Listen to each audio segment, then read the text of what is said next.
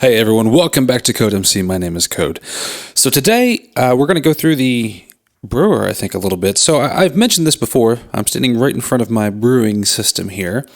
This is a one shulker box brewing system. This has 9 brewing stands in here with 3 slots apiece. And so that equates to exactly the amount of items needed for a shulker box. So this is a custom design. This is not using anybody else's designs. This is something I came up with on my own because I wanted a way to brew a lot of potions all at once. So as you can see here, these are manually loaded with blaze powder since I don't have a hopper on this side here. But I do have hoppers on the back side, which are full of water bottles, and I do have hoppers underneath them, which pull the items out. So a quick explanation of this guy, I have a redstone line right here with this light. And this redstone line locks all of these hoppers that you see right here and prevents any items from flowing out of them and into the brewing stands. So right now these are empty, they have no water bottles in them.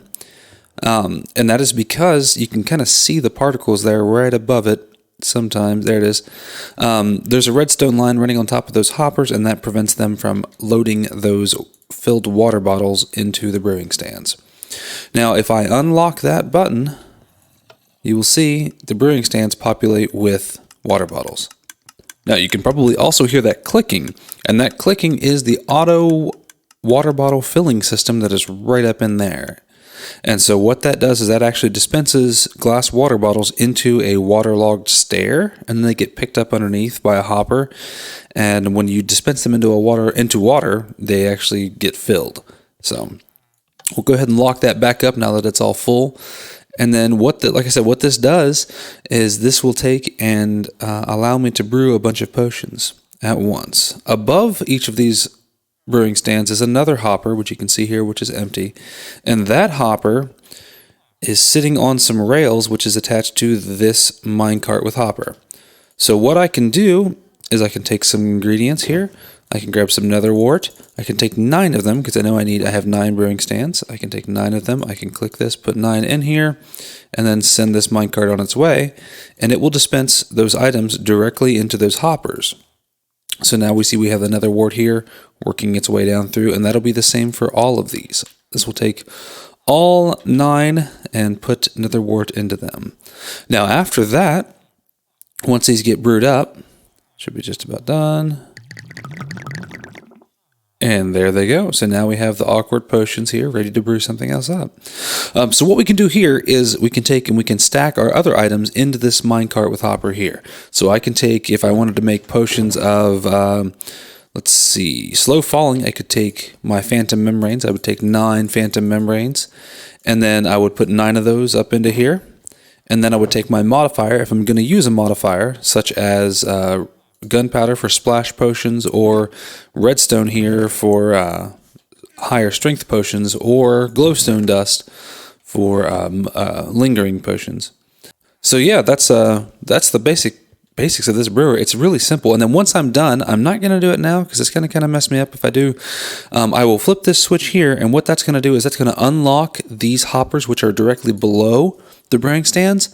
And that will pull all of the potions down through those hoppers and into this shulker box directly.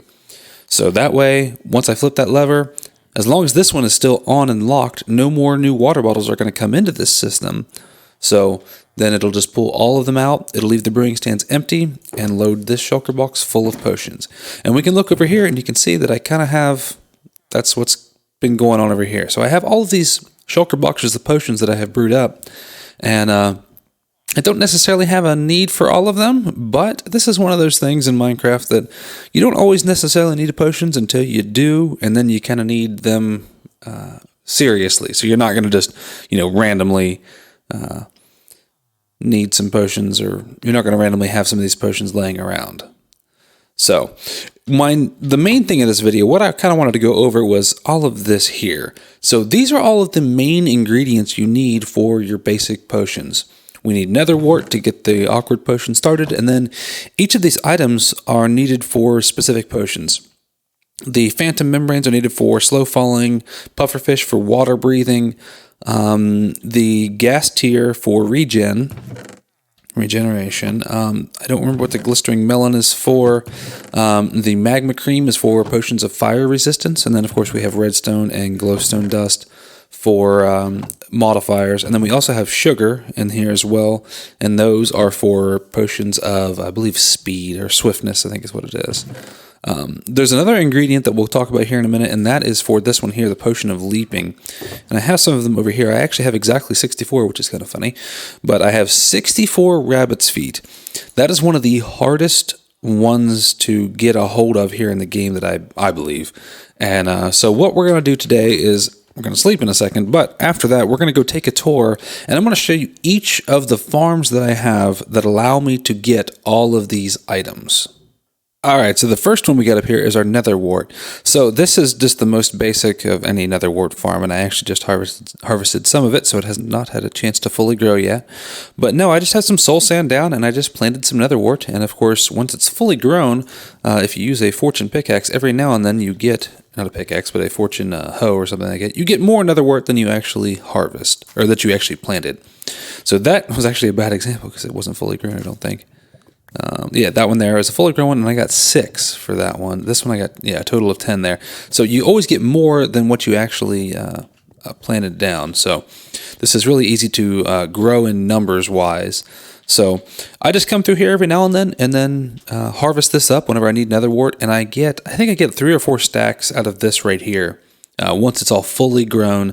And which is quite a lot. That's a lot of Netherwart. So each time I do it, I can easily fill up my inventory pretty quickly by going through, harvesting all of it, replanting, and so yeah, this is just a real basic farm. This is just how I get my Netherwart. I don't go searching for it in fortresses. I found some initially, and which I only needed 1 or 2, and then if you let it fully grow, then you can harvest it, and you get 6, and you can just spread all 6 out. Then once those are fully grown, if you get 6 more each time, then it just exponentially grows up through. So yeah, Netherwart's super simple. So the next one I'm going to talk about is going to be golden carrots and glistering melons. So these I get directly from these guys. I don't actually need to harvest or do anything special with these, because these guys trade 1 emerald for 3 golden carrots and 1 emerald for 3 glistering melon slices. So all I have to do is go over to my melon and pumpkin farm, grab some melons, grab some pumpkins, and then I can trade with these guys just like this. I trade my melons and pumpkins because I have an abundance of them with my farms. And it's all automated farms, so it works out pretty well. Then once I've traded with them, actually just refreshed.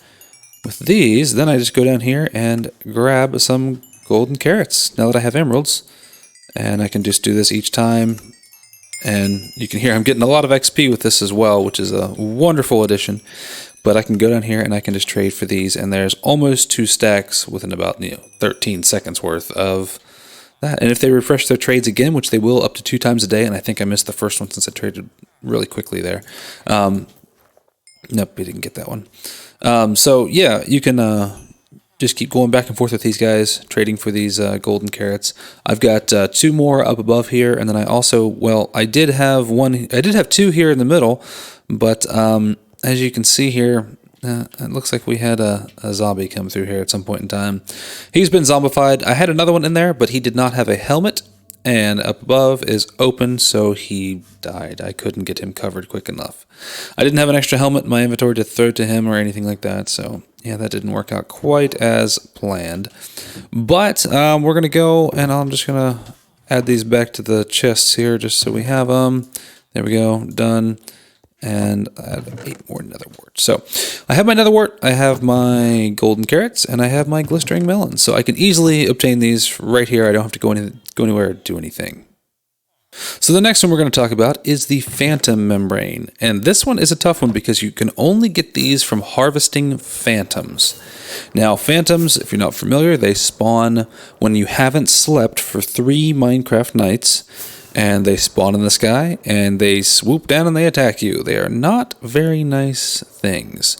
So what I did is, this is a RaiseWorks design. I built a phantom farm. And there's nothing really special about these. These rely on the fact that it's pretty unpredictable, honestly. phantoms. So you can't really, build a contraption because they spawn in air. So you can't build something to contain where they spawn necessarily. So you kind of have to rely on the fact that they're going to come down after you at some point when you haven't slept for 3 days. So what I have here is just a basic box with fence gates and water, and then some iron bars. And around it I have some hoppers, although that's not necessarily important. This is just if for some reason I hit one of those phantoms and the membrane ends up coming out to the outer edge and fall straight down, it will land in these hoppers and eventually make it into the chest here. You can see I have a lot of phantom heads because I've been working here for a while. So we can hop in here, and then what we do is we jump up here and flip this trapdoor, and we stand on this trapdoor with our sword, and we aim right above this piece of iron here, and we just swing. Now, I use an auto clicker for this, and it clicks every 80, it's basically every second or so, a second and a half, something like that, just every now and then, nothing fast. It doesn't need to be like you super quick or anything like that, but you want to be able to get that sweeping edge, so you want it to kind of be every second and a half or so, or every second. And so the way this works is the phantoms swoop down at you because they can see through this iron bar. They don't think that's there. And so they swoop down and they kind of get caught underneath these iron bars and the water. And the water is flowing towards me, so it pushes them into this gap here. And with the sweeping edge, it allows me to just sit here. I can be AFK and just auto-clicking, and it'll hit the phantoms. And those items, if they don't go to the outside and go into the hoppers, they head directly in because, like I said, the water is flowing towards me, and then they land in my inventory. So once they've landed in my inventory, then I just have to make sure that I don't die. So that's the next hardest part. As long as you feel your hunger, one night of AFK kept me, I think I was down to about half hunger at the end of the night. That's the only problem that you have is I don't have a good way to eat. I'm sure there's a key shortcut I could probably use to allow me to auto-eat at some point in time.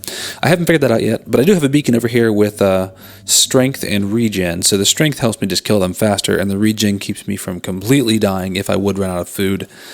Or if I get actually hit by one of the phantoms, then the regen will help build me back up so I don't have to eat, and I won't just die just from that. So. But yeah, that's my phantom farm. An overnight session got me, I think, almost 2 rows full of phantom membranes. So you get quite a few with an overnight AFK session because they spawn, when they spawn initially, only 1 or 2 of them spawn. And then as the nights go on, the Minecraft nights move forward, they start spawning more and more of them. So by the end, I think it's like 4 or 5 spawn at a time. So you get quite a few phantom membranes out of a little teeny tiny phantom farm. It's tiny. So, all right. So that was the phantom membranes. Now let's take a look at the pufferfish. This one is kind of tough because you can get pufferfish in one of a couple ways. You can get them via fishing. You can actually go out and slay them with a sword in the water, I guess, if you want to. But there is a little bit better way to do that. And let's go right now and see if we can show you that after we sleep. All right, so we're going to head right over there to that contraption. This is my fish farm. Now, there is someone else online. He is AFK, and I believe he's AFK at his mob farm, so this may or may not work well at this point in time. I'm going to swoop down in here from the top, see if I can land. Oh, yeah, nicely. And so underneath me here is a fish farm. Yeah, it looks like it's going to be working okay. And the way this one works is actually, you know what? Let's make this a little simpler. Let's hop over to my camera account, and then we can actually take a look while I'm sitting up here and spawning these fish in. All right, so we're over here on the camera account, and there I am right there looking down at the fish farm. And so let's head on down here. So the camera account will not spawn any entities or anything else, so we don't have to worry about this thing interfering with anything at all. So in this area here, you can see the floor is magma blocks. Now, you would normally expect with a area like this to see those bubbles going clear to the top. Well, that's not the case actually with this. So the way this works is we have 3 blocks worth of solid water sources. Then we have 1 layer, which is the second block down from the top, of flowing water. So the way that worked is when I built this, I filled all of the bottom with water, and then I put a layer of dirt and then put another layer of water above it, and I used ice to get that water. It was just much easier. So I have a water source block, a flowing water block, and then source blocks down at the bottom here.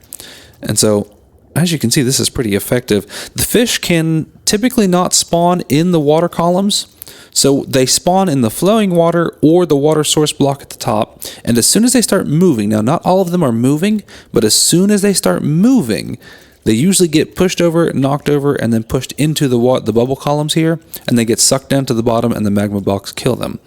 And then, of course, underneath, I just have some hoppers with mine carts, and those pick up all of the drops from everything and deposit them into some chests, just one on each side. I just have 2 of those.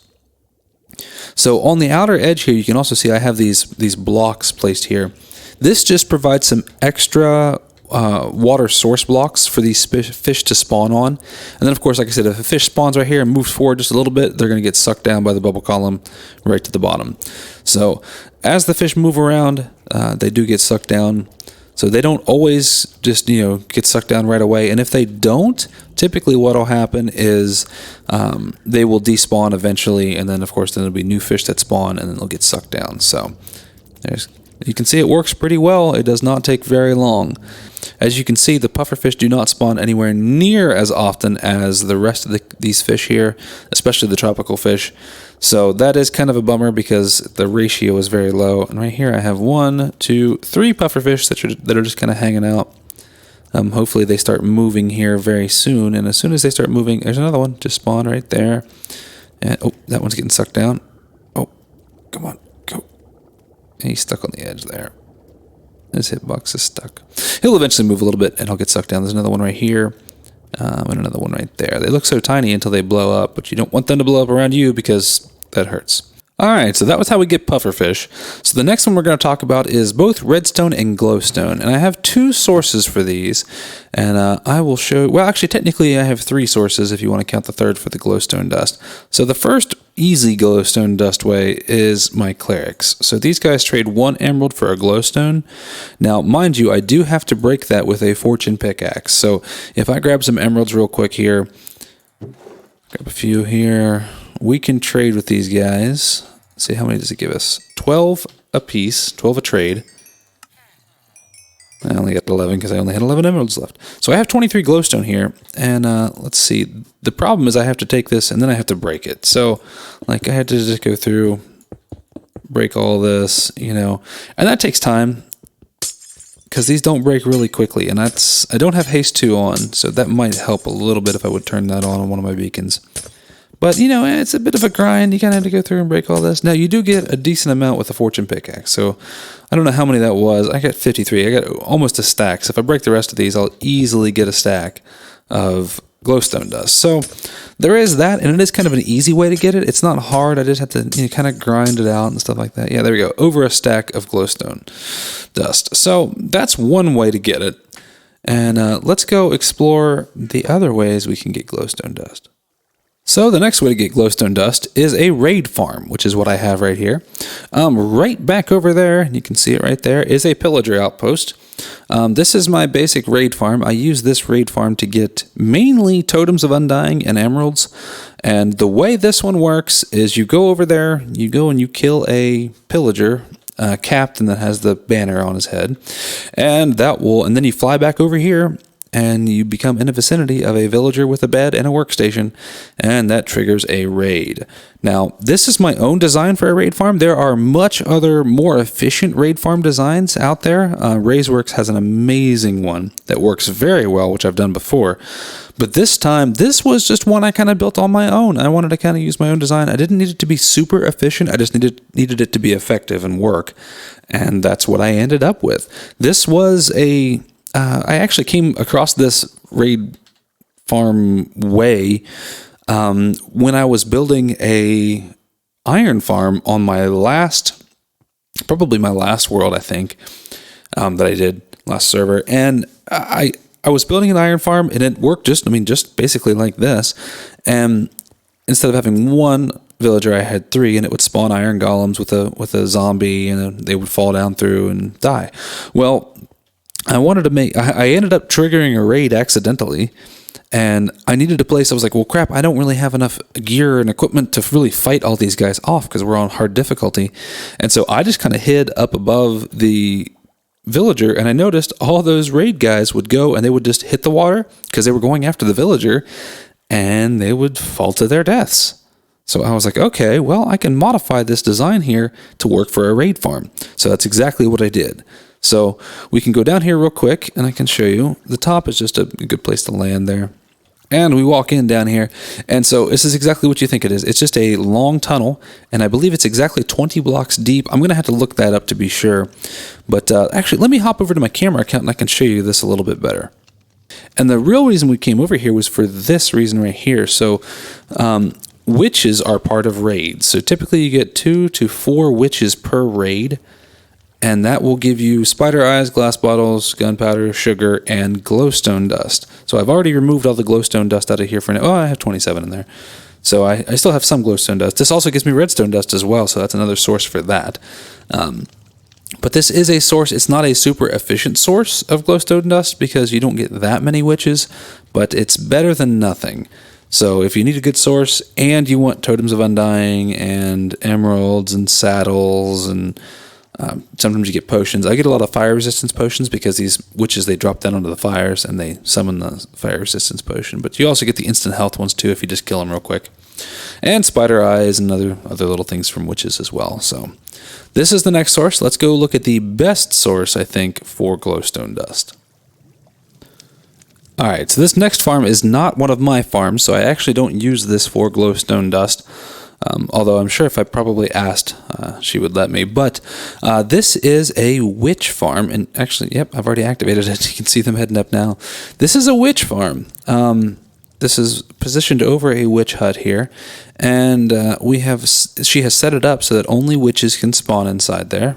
Oh, hi, guys. And it's dark. And this uses a piston method.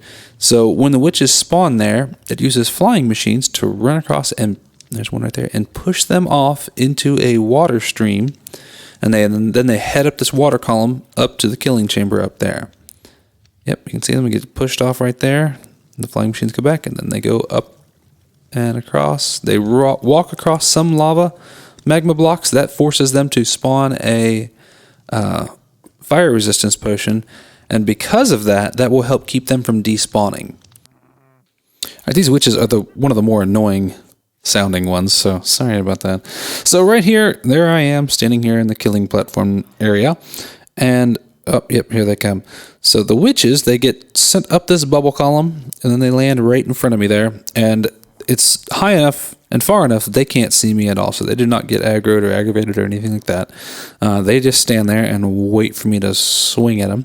And so if we go down here, you can see there's quite a bit of spawn proofing around as well because oh geez, here they come. Yep, there they come. There's the witches. Look at them go. Jeez. There's some spawn proofing around just to keep anything from spawning. But I have night vision on with this spectator account. So wow, that's a ton of witches. So obviously these platforms are dark, but the spectator mode allows me to have night vision so I can actually see. But yeah, they just spawn on these platforms there. They're very specific height and materials there. And look at how many of them. That's insane. So yeah, they spawn on these platforms and these flying machines just go forward. They knock them off, knock them down into the water stream, and they get carried. Okay, yeah, there's too many of them. I hear them dying up on my other account because it's still running in the background. Yeah, they come through here and get sent up. This is just a basic timer, I believe, that runs this. Yeah, just a hopper clock timer that runs this and knocks them off every now and then. They're spawning so quickly that the flying machines actually go back through them on the way back through. That's crazy. Okay, let's go back up to the other account real quick and take a look, and we'll kill some of them. Okay, so it's much darker up here. I didn't realize it was dark. So there's so many of them in this little spot right here that they're dying when they come in because of entity cramming. So let's go ahead and whack them. Yeah, it only takes a whack or two. So there is a beacon running right here with strength on it, so that helps kill them a little bit quicker. But yeah, that took about a few seconds to kill all of them. There were so many in that one little spot that entity cramming started killing them. So this is not going to be quite as efficient at night, but for some reason that should not be happening. There are mobs spawning over there, and I am at level 148 So yeah, I guess technically they are within that 128 spawning radius. So there's a few things that I may go down and light that up just to prevent anything from spawning over in that little section. Looks like everything else is pretty well covered. So yeah, as you know, witches drop all kinds of items, quite a few. They drop gunpowder, redstone, sticks, which you can use as fuel, spider eyes, glass bottles, which are very handy, sugar, and glowstone dust. So this is the easiest way. An overnight AFK session will get you at least a row of stacks of glowstone dust. They also drop other potions of healing and instant health. They were using instant health as they go across those magma blocks to recover their health again. But yeah, so you can collect all of these potions, all of this other stuff from a decently simple farm. This does have redstone involved. This is not anything that's, out of the ordinary or completely, ridiculous and hard to build. This is not too bad. And if you want glowstone dust or any of these other drops, this is a good way to get them, because there's not many mobs that have that many different drops, including things like glowstone dust. Okay, so the next one we're going to look at is the gas tier. This is one that's very hard to obtain generically, or organically is the word I'm looking for. So you can go out and you can start shooting gas with your bow, but it's so hard to pick up the drops sometimes because a lot of times you're shooting them over top of lava, or it's the Nether in general. So it's kind of hard to capture them all yourself. So we can build some farms for that. So let's go take a look real quick at our gas tier farm. All right, so this is one of those farms that you can see kind of from far away. It's a big one. That right there is the ghast farm. So let's head up here and we're going to head straight to the AFK platform, and I'll show you guys it with the camera account because it's a dangerous one to try to be flying around here. And I do apologize about the sound right now. This is a horrible sounding farm, and I don't know if anybody else is in the Nether right now, but that could hurt our rates a little bit. So let me turn the sounds down real quick here because yeah, let's turn that down. We don't need that. Okay, let's hop to the camera account and I can show you this one a little bit better. Okay, here I am right there in the AFK platform. We'll head down here to the gas tier farm, and the way this one works is this was a little bit bigger of a build, so it was a little bit more difficult to build, but just because of its size. But the way this works is this is located and positioned within will it show me here? Yeah, Soul Sand Valley. So we can actually tell by the glow in the background. If I head over this way, outside of this little perimeter here that I've marked off, you'll see it changes to Nether Wastes and the background changes color. So this farm has to be built in a Soul Sand Valley. And the reason for that is because in the Soul Sand Valley, the only mobs that can spawn are ghasts and skeletons. So the way this farm works is it is a very specific spacing here from the soul soil up to these bars. Now these bars do not have to be made of lanterns.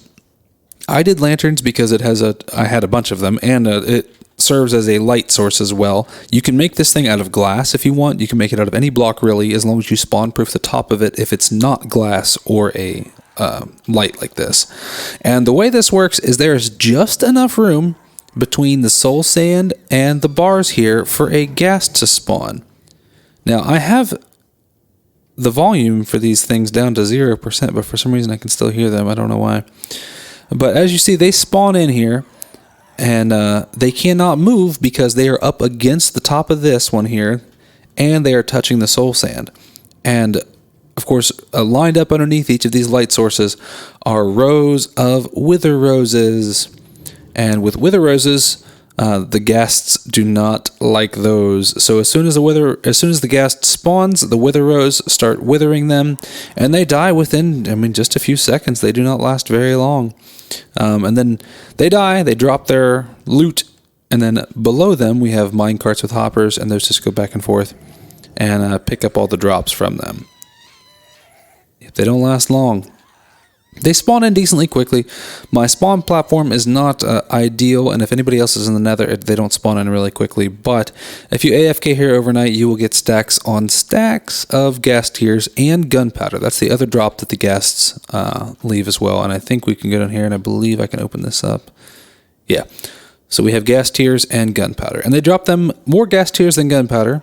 So I don't know if I'd necessarily go with this as a good source for gunpowder, because creeper farms are much more efficient at that. But the worst part about this farm is the sound, because it is absolutely atrocious listening to these guys die here on the on the platform.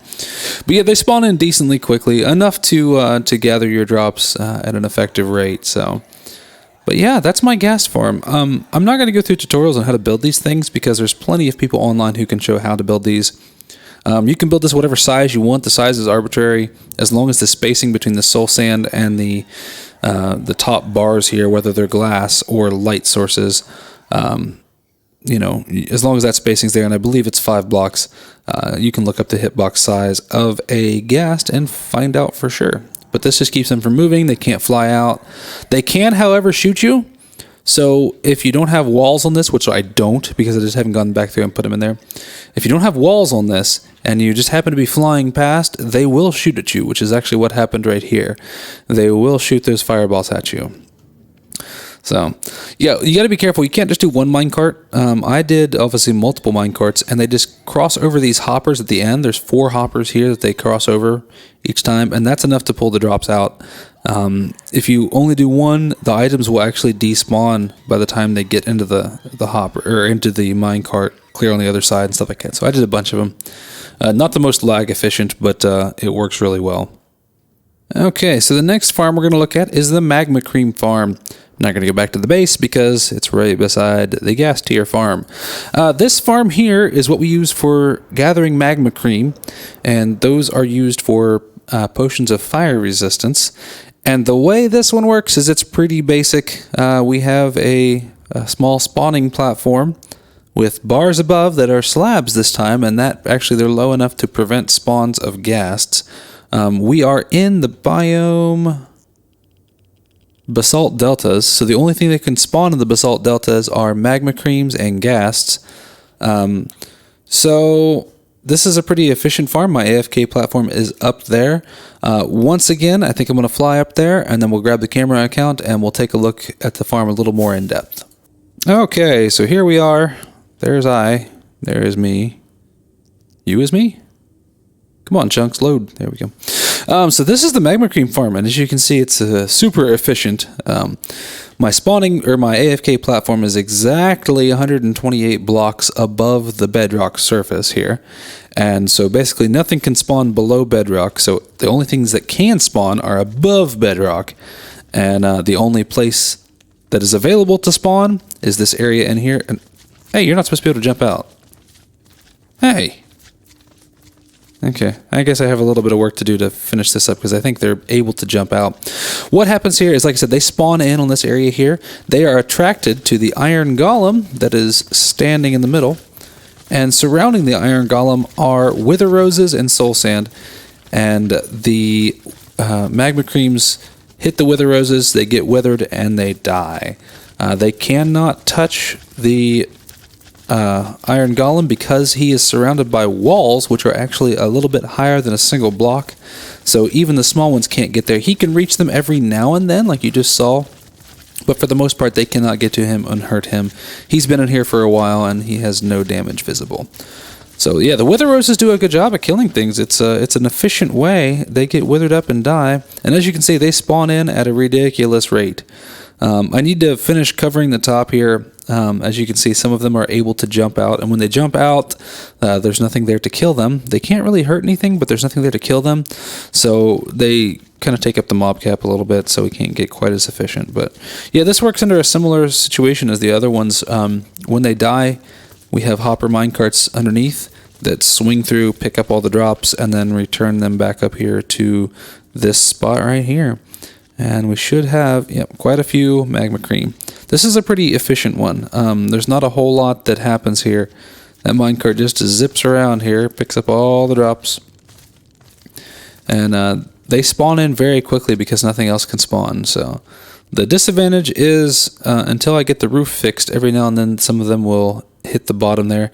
The saving grace to all of that is that that they will despawn eventually, because they are, if they head outside, like 5 blocks or so, outside of this perimeter here, they will despawn because they will hit the 128 block hard despawn cap. So if not, they'll just kind of hang out there, and eventually they will despawn just out of time, but it's not the most efficient way to do it. I need to seal this cap off so they can't spawn anywhere but inside, and they can't get out. So if I had a few more bars up there to keep these guys in, that would probably be a little more efficient. So, but yeah, they are aggroed by the iron golem, and that's what attracts them towards the center. If they don't see it right away, sometimes they'll jump out, but usually they see them right away, and they head towards them, and that's the end of them. Okay, so here we are. Let's go take a look at our last ingredient. So we've covered all of the ones that are here, all of our base ingredients. The only one we have not covered is the rabbit's feet. Now, since I just did this with earlier, I'm not going to be able to show it exactly how I do it, but let's head over to the rabbit farm real quick, and let's take a look at how I obtain rabbit's feet. There's the farm right there. Nothing fancy, little AFK spot. And the way this guy works is we grab carrots, we drop down inside here, and there's not very many of them because I just harvested them, and we right click and we breed them. They breed very quickly, so it does not take very long to get a whole bunch of rabbits. And we'll sit here, I'll just breed them over and over again until I get a good size, until this is pretty full. I want to have as many rabbits as possible because I never want to get down to just like a few rabbits and stuff like that. But yeah, you just sit here and right click, spam carrots on them, and they will start breeding, and eventually they'll grow up, and once they're all grown, we can harvest them. Now, I'm not going to do that right now because I just did it a second ago and got rid of a whole bunch of them. So these are the only ones that are here right now. So yeah, we'll hop up here and I'll return my carrots. And then normally I would just AFK in this box here for a few minutes and let them refresh and grow up so they're ready to breed again. But we'll head back real quick and I'll show you what the drops look like. So drop-wise, I've been storing them in here. I just did one swipe with my sword while holding carrots, and I got over, let's see, this is going to be a stack and one of raw rabbit. I got almost 2 stacks of rabbit hides and I think 30 or 40 heads. But with all of that, I only got 5 rabbit's feet. So the rabbit's feet are very difficult to get a hold of. They don't drop them very often, and that's even with a looting 3 sword. So that is kind of a disadvantage. I don't know if there's a good way to automatically farm them, but as of right now, the only way that I know to do it is to go and breed them up, get a whole bunch of them in there, and then just harvest them. I mean, it's the best way that I know to do it. But you need those for the potions of leaping. I only have 1 shulker box of those right now, which is this one here. But I also have, all kinds of other ones in here that are a little bit easier to obtain the items for. So the leaping ones, those are going to have to, kind of sit to the side. I have enough here to make, I don't know, 4 shulker boxes full, 5 shulker boxes full, because I need 9 per shulker box. So however many that equates to.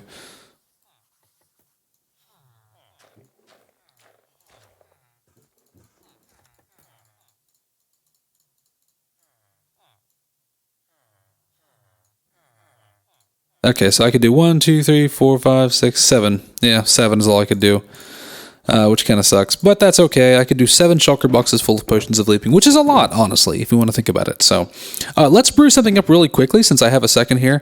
We'll brew something up just to kind of show you a little bit how it works. We sit here, we flip this lever, it loads them up full, and you hear the clicking, and that's the automatic system filling the hoppers back full. And it's done, so we'll flip the switch here. We'll grab our Netherwart. So we'll grab 6, 7, 8, 9. We need 9 of those. We load them into the minecart with hopper. Send it on its way. And then we'll pick our next one. So what do we want to do? We've done a lot of them here. I just did a regen one for the example, so I won't do that one again. Let's do some swiftness ones because we can use those for some games and stuff like that. So swiftness is sugar. So we need sugar, and then we're going to modify it with a redstone to make it more intense. So we'll just do 9 and 9. Let's check our potions real quick, because any kind of server lag will sometimes prohibit a hopper from picking something up from that minecart with hopper. So they all look okay now. All awkward potions, which is good. So we'll go and we'll just load this guy up with sugar first. We'll send it on its way. And we'll just walk down through here real quick and just double check to make sure they've picked it up. It's all looking good, looking good, looking good. Perfect. All right, so when those are done, we'll hear the bubbles, and then we're going to hit it with our modifier. We can go ahead and send this off because it will get stored in the hoppers above them. We'll send that off, and then they should start, adding the redstone dust. There we go. All right, looking good. Looking good.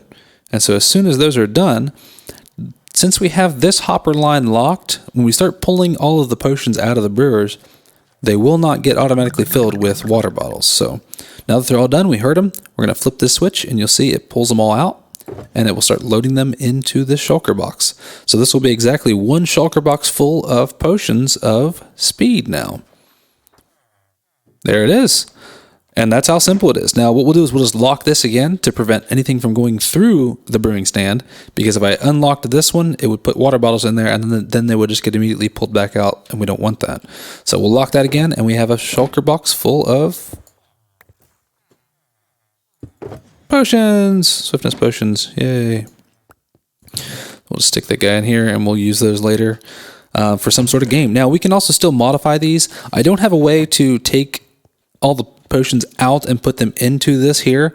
That is something I will plan on developing later. I would like to find a good way to take and get, maybe something over here that would take and put all of the potions into these guys here from a shulker box to be able to modify them. So I should have made those splash potions because it's a little bit easier to handle. So we'll just take an empty shulker box and we'll put that in there. And now the system is ready to go for another brew.